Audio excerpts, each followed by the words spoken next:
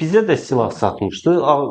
Sonunda da Xankəndini biz işğaldan azad edəndə ermənilərin silah anbarlarından da İsrail istehsalı olan silahlar çıxdı da. Deməli o silahları bizə də satıb, ermənilərə də satıb. Sadəcə erməninin gücü çatdığı qədər silah alıb. Biz də gücümüz çatdığı xarupları almışıq və yaxud da başqa silahlar almışıq.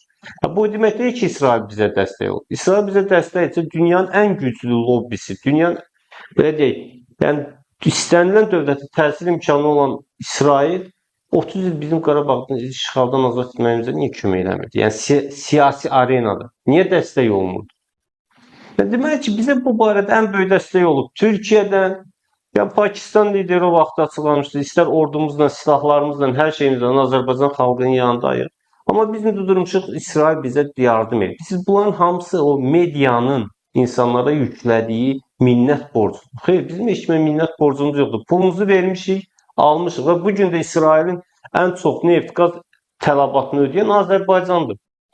Düz deyilmi? Onda İsrail gəlsin bizim ayağımıza düşsün də. İsrailin bu dəqiqə yəhudilər ən rahat yaşadığı ölkə Azərbaycandır. Heç bir problemləri yox. Hətta mən sizə bir nümunə deyim. Vaxtikən qış parkının ərazisi söküləndə yerli vətəndaşlara 1500-dən verirdilər.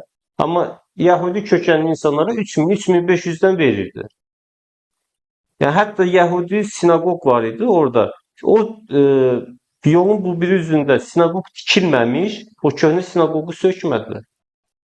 Yəni biz heç kimə borclu deyilik.